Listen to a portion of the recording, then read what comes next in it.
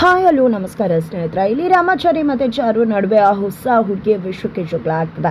ಹಾಗಿದ್ರೆ ಇಲ್ಲಿ ರಾಮಾಚಾರಿ ಚಾರುಗೆ ಹೇಳಿದ್ದನು, ಚಾರು ಯಾಕೆ ರಬ್ಬಲ್ ಆಗಿದ್ದು, ಜೊತೆಗೆ ಆ ಹುಡುಗಿಗೆ ಇಲ್ಲಿ ರಾಮಾಚಾರಿ ಮದುವೆ ಆಗಿದ್ದಾನೆ ಅನ್ನೋ ವಿಷಯ ಗೊತ್ತಾಗಿ ಹೋಯ್ತಾ, ಕಿಟಿ ಮಾನ್ಯತಾ ಜೊತೆ ಕೈ ಜೋಡಿಸೇ ಬಿಟ್ರೆ ಏನಾಯಿತು ಏನು ಕಥೆ, ಇದೆಲ್ಲವನ್ನ ಕೂಡ ತಿಳ್ಕೊಬೇಕು ಅಂದರೆ ಈಗಲೇ ನಮ್ಮ ಈ ಚಾನಲ್ನ ಸಬ್ಸ್ಕ್ರೈಬ್ ಮಾಡಿ, ಹಾಗೆ ಈ ಒಂದು ವಿಡಿಯೋವನ್ನು ಪೂರ್ತಿಯಾಗಿ ನೋಡುವುದನ್ನು ಯಾವುದೇ ಕಾರಣಕ್ಕೂ ಕೂಡ ಮರಿಬೇಡಿ.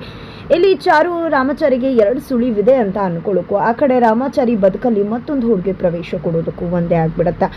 ಆ ರಾಮಾಚಾರಿ ಕೆಲಸಕ್ಕೆ ಹೋಗ್ಬೇಕಾದ್ರೆ ಒಂದು ಹುಡುಗಿಗೆ ಆಕ್ಸಿಡೆಂಟ್ ಆಗಿರುತ್ತೆ. ಆ ಹುಡುಗಿನ ಕಾಪಾಡಿ ಬದುಕಿಸ್ತಾರೆ ರಾಮಾಚಾರಿ. ಇದರಿಂದಾಗಿ ಆ ಹುಡುಗಿ ರಾಮಾಚಾರಿಗೆ ಫಿದಾ ಆಗ್ತಾಳೆ. ರಾಮಾಚಾರಿನೇ ಮದುವೆ ಆಗಬೇಕು ಅಂತ ಡಿಸೈಡ್ ಮಾಡ್ಕೋತಾಳೆ.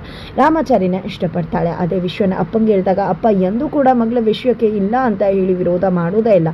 ಮಗಳು ಖುಷಿನೇ ತನ್ನ ಖುಷಿ ಅಂತ ಅಂದ್ಕೊಂಡಿರ್ತಕ್ಕಂಥವ್ರು. ಅಂತಂದಮೇಲೆ ಮಗಳು ಹೇಳಿದ ತಕ್ಷಣ ಒಪ್ಕೋತಾರೆ. ಅದೇ ಕಾರಣಕ್ಕೆ ರಾಮಾಚಾರಿನ ಕರೆಸಿ ರಾಮಾಚಾರಿ ಜೊತೆ ಮಾತನಾಡ್ತಾರೆ ಕೂಡ. ರಾಮಾಚಾರಿ ಜೊತೆ ನನ್ನ ಮಗಳು ನಿನ್ನನ್ನು ಇಷ್ಟಪಡ್ತಿದ್ದಾಳೆ ಅಂತ ಹೇಳಿದಾಗ ರಾಮಾಚಾರಿ ನಕ್ಕು, ನಿಮ್ಮ ಬಗ್ಗೆ ನಿಮ್ಮ ಮಗಳ ಬಗ್ಗೆ ತುಂಬ ಖುಷಿ ಆಗುತ್ತೆ, ನಿಮ್ಮಗಳು ಇಷ್ಟಪಟ್ಟರು ಅದನ್ನು ನೀವು ಒಪ್ಕೊಂಡ್ರೆ ನಿಜವಾಗ್ಲೂ ನಿಮ್ಮ ಅಪ್ಪ ಆಗಿ ಮಗಳಿಗೆ ಎಷ್ಟು ಪ್ರೀತಿ ಮಾಡ್ತೀರಾ ಅನ್ನೋದಕ್ಕೆ ಇದಕ್ಕೂ ಸಾಕ್ಷಿ ಬೇಕಾಗಿಲ್ಲ. ಆದರೆ ನಾನು ಏನು ಮಾಡಲಿ, ನನ್ನ ಮದುವೆ ಆಗಿದೆ ಅಂತ ಹೇಳಿ ಅಲ್ಲಿಂದ ಹೊರಟು ಬಂದುಬಿಡ್ತಾರೆ. ಇದರಿಂದ ಅಪ್ಪಂಗೆ ಕುಸ್ತೋಗುತ್ತೆ. ತನ್ನ ಮಗಳಿಗೆ ಏನಪ್ಪ ಹೇಳೋದು ಅಂತ ಯೋಚನೆ ಮಾಡ್ತಿರ್ತಾರೆ. ಜೊತೆಗೆ ಅವನು ಹೇಗೋ ಮದುವೆ ಆಗಿದ್ದಾನಲ್ವಾ, ಹೇಗೋ ಮದುವೆ ಆಗಿದ್ದಾನೆ ಅಂದಮೇಲೆ ಮದುವೆ ವಿಷಯನೇ ಹೇಳಿದ್ರೆ ಆಯಿತು, ಅದೇ ಸಾಲಿಡ್ ರೀಸನ್ ಅಂತ ಅನ್ಕೋತಾರೆ. ಬಟ್ ಅತ್ತ ಕಡೆ ಮಗಳು ನೋಡಿದ್ರೆ ಅಮ್ಮ ಹೋಗಿ ನೀನು ಹೇಳಿದ ತಕ್ಷಣ ಆ ಹುಡುಗ ಇಷ್ಟಪಟ್ಬಿಡ್ಬೇಕಾ, ಆ ಹುಡುಗಂಗೂ ಮನಸ್ಸಿರುತ್ತೆ ಅಲ್ವಾ, ಮನಸ್ಸನ್ನೆಲ್ಲ ಫೋರ್ಸ್ಫುಲಿ ಕಿತ್ಕೊಳ್ಳೋಕ್ಕಾಗತ್ತೆ ಅಂತೆಲ್ಲ ಹೇಳಿದಾಗ ಅದೆಲ್ಲ ಗೊತ್ತಿಲ್ಲ. ನನ್ನ ಡ್ಯಾಡ್ ನಾನು ಇಷ್ಟಪಟ್ಟಿದ್ದನ್ನು, ನಾನು ಆಡಿ ಬಿಸಾಡಿದ್ದನ್ನು ಯಾವುದನ್ನು ಕೂಡ ಕೇಳಿದಾಗ ತಂದುಕೊಡ್ದೇ ಇಲ್ಲ. ಅಂದಮೇಲೆ ನಾನು ಇಷ್ಟಪಟ್ಟೆನ ಹುಡುಗನ ತಂದುಕೊಡೋದಿಲ್ವಾ, ಖಂಡಿತ ತಂದುಕೊಡ್ತಾರೆ. ಅಂದರೆ ಹಾಗಿದ್ರೆ ನೀನು ಹೇಳ್ತಿರೋದು ಅವ್ನಿಗೆ ಇಷ್ಟ ಆಗುತ್ತೋ ಬಿಡುತ್ತೋ, ನಿಮ್ಮ ತಂದೆ ನಿಮಗೆ ತಂದುಕೊಡ್ಬೇಕಂತ ಅಷ್ಟೇ ಅಲ್ವಾ. ಮಕ್ಕಳು ಚಿಕ್ಕದ್ರಲ್ಲಿ ಹಠ ಮಾಡಿದ್ರೆ ಚೆಂದ ಇರುತ್ತೆ, ದೊಡ್ಡವರಾದಮೇಲೆ ಅದೇ ಅಪ್ಪ ಅಮ್ಮಂಗೆ ಕಿರಿಕಿರಿ ಆಗಿಬಿಡತ್ತೆ ಅಂತ ಹೇಳಿ ಎಲ್ಲ ಹೇಳಿದಾಗ ಈ ಕಡೆ ಮಗಳು ಹೋಗಿದ್ದೆ ಚಾಕು ಇಟ್ಕೊಂಡು, ನನಗೆ ರಾಮಾಚಾರಿ ಬೇಕೇ ಬೇಕು, ಸಿಕ್ಕಿಲ್ಲ ಅಂದರೆ ಖಂಡಿತ ನಾನು ಬದುಕೋದಿಲ್ಲ ಅಂತ ಕೂಡ ಹೆದರಿಸ್ಬಿಡ್ತಾಳೆ. ಇದರಿಂದ ಅಮ್ಮ ಕೂಡ ಗಾಬರಿ ಆಗ್ತಾರೆ.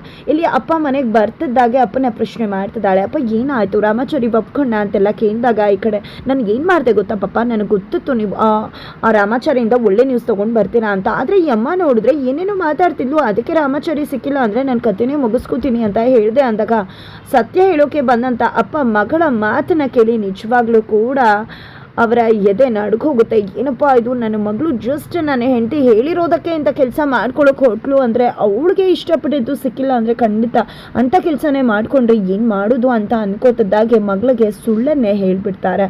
ಇಲ್ಲ ಮಗಳೇ, ಆ ರೀತಿ ಯಾಕೆ ಯೋಚನೆ ಮಾಡ್ತಿದ್ಯಾ, ನಿಮ್ಮ ಅಮ್ಮಂಗೆ ತಲೆ ಕೆಟ್ಟಿದೆ, ಆ ಹುಡುಗಂಗೆ ಹೇಳಿದ ತಕ್ಷಣ ಒಪ್ಕೊಂಡ್ಬಿಟ್ಟಾಗುತ್ತಾ, ನನ್ನ ಮಗಳು ನಿನ್ನ ಪ್ರೀತಿ ಮಾಡ್ತಿದ್ದಾಳೆ, ನಿನ್ನನ್ನು ನೋಡಿದ ತಕ್ಷಣ ಇಷ್ಟಪಟ್ಟಿದ್ದಾಳೆ ಅಂದಾಗ ನಿಮ್ಮ ಮಗಳನ್ನ ಇಷ್ಟಪಡದೆ ಇರೋದಕ್ಕೆ ಏನು ರೀಸನ್ ಇದೆ ಸರ್. ಖಂಡಿತವಾಗ್ಲೂ ನನಗೆ ನಿಮ್ಮ ಮಗಳು ಅಂದರೆ ಇಷ್ಟ, ನಿಮ್ಮ ಮಗಳನ್ನ ಮದುವೆ ಆಗೋದಕ್ಕೆ ಮೊದಲು ಅವ್ರಿಗೆ ಒಪ್ಪಿಗೆ ಇದೆ, ನಾನು ಮದುವೆ ಆಗೋಕ್ಕೆ ಅವ್ರಿಗೆ ಒಪ್ಪಿಗೆ ಇದೆಯಾ ಕೇಳಿ ಅಂತ ಹೇಳ್ಬಿಟ್ಟಾಗುತ್ತಾ, ಅಷ್ಟು ಇಷ್ಟಪಡ್ತಾನಂತೆ ಅವ್ನು ನಿನ್ನನ್ನು ಅಂದಾಗ ನೋಡ್ದ್ಯಮ್ಮ ಹೇಳ್ತಿದ್ಯಲ್ಲ, ಇವಾಗ ನೋಡು ರಾಮಾಚಾರಿ ಕೂಡ ನನ್ನ ಎಷ್ಟು ಇಷ್ಟಪಡ್ತಿದ್ದಾನೆ ಅಂತ ನನಗೆ ಎಷ್ಟು ಖುಷಿ ಆಗ್ತದೆ ಗೊತ್ತಾ ಪಾಪ. ನನಗೆ ಗೊತ್ತಿತ್ತು ನೀವು ನನ್ನ ಹುಡುಗನ್ನ ಹುಡ್ಕೊಂಡು ಕರ್ಕೊಂಡು ಬಂದೇ ಬರ್ತೀರಾ, ಜೊತೆಗೆ ಆ ಹುಡುಗ ಒಪ್ಕೋತಾನೆ ನನ್ನ ಅಂತ, ನೀವು ಒಪ್ಪಿಸ್ತೀರಾ ಅಂತ ಕೂಡ ನನಗೆ ಗೊತ್ತಿತ್ತು ಡ್ಯಾಡು ಅಂತ ಹೇಳಿ ಮಗಳು ತುಂಬಾ ಖುಷಿ ಪಡ್ತಿದ್ರೆ, ಇಲ್ಲಿ ಮಾವಂಗಂತೂ ಫುಲ್ ಏನಪ್ಪ ಇದು, ನಮ್ಮ ಬಾವ ಏನೇನೋ ಹೇಳಿದ್ರಲ್ಲ, ಅಲ್ಲಿ ನಡೆದಿದ್ದೇ ಬೇರೆ, ಇಲ್ಲಿ ಆಗಿದ್ದೇ ಬೇರೆ, ಏನು ಮಾವ ಅಲ್ಲಿ ಏನೋ ಆದರೆ ನೀವೇನೋ ಹೇಳ್ತಿದ್ದೀರಲ್ಲ ಅಂದ ತಕ್ಷಣ ಸುಮ್ಮನೆ ಇರು ಬಾಯಿ ಮುಚ್ಕೊಂಡು ಅಂತ ಹೇಳಿ ಜಯಸಿಂಹ ಅವರು ತಮ್ಮ ಮೈದನ್ನು ಸುಮ್ಮನಿರಿಸ್ತಾರೆ. ಆ ಕಡೆ ಫುಲ್ ಖುಷಿಯಿಂದ ತನ್ನ ಫ್ರೆಂಡ್ಸ್ಗೆಲ್ಲ ನಾನು ಇಷ್ಟಪಟ್ಟಿದ್ದೆ ಒಂದು ಹುಡುಗನ, ನಮ್ಮ ಪಪ್ಪಾಗೆ ಹೇಳಿದೆ, ನಮ್ಮ ಪಪ್ಪ ಗೊತ್ತಿದೆ ಅಲ್ವಾ ನಾನು ಇಷ್ಟಪಟ್ಟಿದ್ದನ್ನು ಎಂದೂ ಕೂಡ ಬೇಡ ಅಂತ ಹೇಳೋದಿಲ್ಲ, ಅವರು ಒಪ್ಕೊಂಡ್ರು ಗೊತ್ತಾ. ಆಮೇಲೆ ಆ ಹುಡುಗನ ಕೇಳಿದಕ್ಕೆ ನನ್ನಂಥ ಹುಡುಗಿನ ಮದುವೆ ಆಗದೆ ಇನ್ನೇನು ಮಾಡಿ, ಖಂಡಿತ ನನಗೆ ಇಷ್ಟ ಇದ್ದಾಳೆ ಆ ಹುಡುಗಿ ಅಂತ ಹೇಳಿದ್ರು ಗೊತ್ತಾ. ಎಷ್ಟು ಖುಷಿ ಆಗ್ತದೆ ಗೊತ್ತಾ, ನಾನು ಇಷ್ಟಪಟ್ಟಿರೋ ಹುಡುಗ, ನನ್ನ ಕನಸಿನ ಹುಡುಗ ನನಗೆ ಸಿಗ್ತದಾನೆ ಅಂತ ಫ್ರೆಂಡ್ಸ್ಗೆಲ್ಲ ಕಾಲ್ ಮಾಡಿ ಮಾಡಿ ಮಾಡಿ ಹೇಳ್ತಿದ್ದಾಳೆ. ಆ ಕಡೆ ಏನಪ್ಪ ಇದು, ಇವಳು ನೋಡಿದ್ರೆ ಕಾಲ್ ಮಾಡಿ ಎಲ್ರಿಗೂ ಕೂಡ ಹೇಳ್ತಿದ್ದಾಳೆ, ಆ ಹುಡುಗ ನೋಡಿದ್ರೆ ಮದುವೆ ಆಗಿ ಕೂತಿದ್ದಾನೆ, ಏನು ಬಾವ ಏನು ಮಾಡ್ತೀರಾ ನೀವು, ಅವತ್ತೇನೋ ಬೊಂಬೆ ಕೇಳಿದ್ರಿ, ಅವ್ನಿಗೇನೋ ದುಡ್ಡು ಕೊಟ್ಟು ಹೆದರಿಸಿ ಬೊಂಬೆ ತೊಗೊಂಡು ಬಂದೆ, ಹಾಗೆ ಹುಡುಗನ ಕರ್ಕೊಂಡು ಬರೋಕ್ಕಾಗುತ್ತೆ, ಹೆಂಡತಿಗೆ ಡಿವೋರ್ಸ್ ಕೊಡಿಸ್ಬಿಟ್ಟು ಅದೆಲ್ಲ ಸಾಧ್ಯ ಇದೆ ಅಂತ ಅಂದ್ಕೊಂಡಿದ್ರ, ಅವನ್ನ ಹೆದರ್ಸೋಕ್ಕಾಗತ್ತೆ, ನೀನು ಪ್ರಾಣ ತೆಗೆದುಬಿಡ್ತೀವಿ, ನನ್ನ ಮಗಳನ್ನ ಬಂದು ಮದುವೆ ಆಗುವ ಅಂತ ಹೇಳಿ ಮೈದಾ ಹೇಳ್ತಿದ್ದಾಗ ಒಳ್ಳೆ ಐಡಿಯಾ ಸಿಕ್ತು ಅಂತ ಹೇಳಿ ಇಲ್ಲಿ ಸೀತಾಲಕ್ಷ್ಮಿ ಅಪ್ಪ ಜಯಸಿಂಹ ಅವರು ಖಂಡಿತ ನೀನು ಹೇಳ್ದಾಗೆ ಮಾಡೋಣ, ಒಳ್ಳೆ ಐಡಿಯಾ ಸಿಕ್ತು ನಡಿ ಅಂತ ಹೇಳಿ ಕರ್ತ್ಕೊಂಡು ಹೋಗ್ತಿದ್ದಾರೆ ಮೈದನ್ನ ರಾಮಾಚಾರಿ ಬಳಿಗೆ.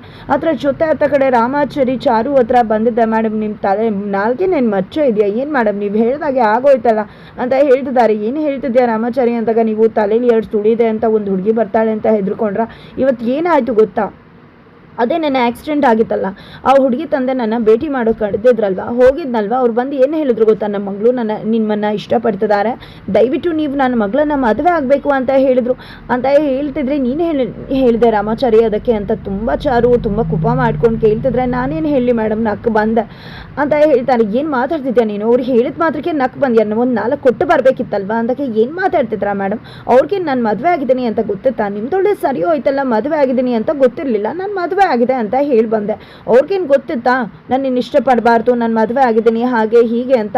ಇಷ್ಟಪಡೋದ್ರಲ್ಲಿ ಏನು ತಪ್ಪಿದೆ ಮೇಡಮ್, ಆದರೆ ನಾನೇನು ಒಪ್ಕೊಂಡ್ಬಿಟ್ಟ ಅಂದಾಗ ಏನು ಮಾತಾಡ್ತಿದ್ಯಾ ರಾಮಾಚಾರಿ, ನೀನು ನಡ್ಕೋತಿರೋದು ಸ್ವಲ್ಪ ಕೂಡ ಸರಿ ಇಲ್ಲ, ಹುಡುಗಿ ಫೋನ್ ನಂಬರ್ ಕೊಡು, ಸರಿಯಾಗಿ ಹೋಗಿ 4 ಬಾರ್ಸ್ ಬರ್ತೀನಿ ಅವಳಿಗೆ, ನನ್ನ ಗಂಡನ ಮೇಲೆ ಕಣ್ಣ ಹಾಕಿ ಪ್ರೀತಿಸೋಕೆ ಎಷ್ಟು ತಾಕತ್ತಿರಬೇಕು ಅವಳಿಗೆ, ಎಷ್ಟು ಧೈರ್ಯ ಅವಳಿಗೆ ಅಂತ ಹೇಳಿ ಚಾರು ಹೇಳ್ತಿದ್ರೆ, ಮೇಡಮ್ ನಿಜವಾಗ್ಲೂ ನಿಮ್ಮ ನಡವಳಿಕೆ ಇಷ್ಟ ಆಗ್ತಿಲ್ಲ, ನೀವು ಹೇಗೆ ನಡ್ಕೋತಿದ್ರೆ ಗೊತ್ತಾ, ನಿಜವಾಗ್ಲೂ ನೀವು ನಡ್ಕೋತಿರೋ ರೀತಿ ಸ್ವಲ್ಪ ಕೂಡ ಸರಿ ಇಲ್ಲ ಅಂದಾಗ, ಹೌದು ರಾಮಾಚಾರಿ, ಅವ್ರ ಅಪ್ಪ ಮಗಳು ನೀವು 3 ಜನ ನಡ್ಕೋತಿರೋ ರೀತಿ ಕೂಡ ಸರಿ ಇಲ್ಲ, ಮದುವೆ ಆಗಿರೋನ ಹತ್ರ ಅವ್ರು ಬಂದು ಕೇಳಿದ್ದು, ನೀನು ಅದಕ್ಕೆ ನಕ್ಕೊಂಡು ಬಂದಿದ್ದು, ಏನಿದೆಲ್ಲ ರಾಮಾಚಾರಿ, ಇದನ್ನ ನಡ್ಕೊಂಡಿದ್ದ ರೀತಿ ಸರಿ ಅಂತ ಅನ್ನಿಸ್ತಿದ್ಯಾ ನಿನಗಾದ್ರು ಅಂತ ಚಾರು ಕೇಳ್ತಿದ್ರೆ, ಏನು ಒಳ್ಳೆ ಈ ರೀತಿ ಮಾತಾಡ್ತಿದ್ರಲ್ಲ ಮೇಡಮ್, ಖಂಡಿತವಾಗ್ಲೂ ನಂದು ತಪ್ಪಾಯಿತು ಅಂತ ಅನ್ನಿಸ್ತದೆ, ನಾನು ನಿಮ್ಮ ಹತ್ರ ಬಂದು ಈ ವಿಷಯನೇ ಪ್ರಸ್ತಾಪ ಮಾಡಬಾರ್ದಿತ್ತು, ನೀವು ನಡ್ಕೋತಿರೋ ರೀತಿ ಏನೋ ಅವ್ರು ಬಂದು ಕೇಳಿದ್ರು, ನಾನೇನೋ ಒಪ್ಕೊಂಡು ಮದುವೆ ಆಗ್ಬಿಟ್ಟು ನಿಮ್ಮ ಮುಂದೆ ಬಂದು ನಿಂತಿರೋ ಹಾಗೆ ನೀವು ನಡ್ಕೋತಿದ್ರ ಅಂತ ಹೇಳಿ ಇಲ್ಲಿ ರಾಮಾಚಾರಿ ಹೇಳ್ತಿದ್ದಾಗೆ ನಿಜವಾಗ್ಲೂ ಇಲ್ಲಿ ಚಾರು ತುಂಬ ಸಿಟ್ಟಾಗ್ತಾಳೆ. ಈ ಕಡೆ ರಾಮಾಚಾರಿ ಕೋಪ ಮಾಡಿಕೊಂಡು ಹೊರಟೇ ಬಿಡ್ತಾನೆ. ತದನಂತರ ಅತ್ತ ಕಡೆ ಕಿಟ್ಟಿನ ಭೇಟಿ ಮಾಡೋದಕ್ಕೆ ಮಾನ್ಯತಾ ಹೋಗಿದ್ದಾರೆ. ಕಿಟ್ಟಿ ಅಂತಿದ್ರೆ ಕಿಟ್ಟಿ ಅಲ್ಲ, ಕೃಷ್ಣ ಅಂತ ಹೇಳ್ತಾರೆ.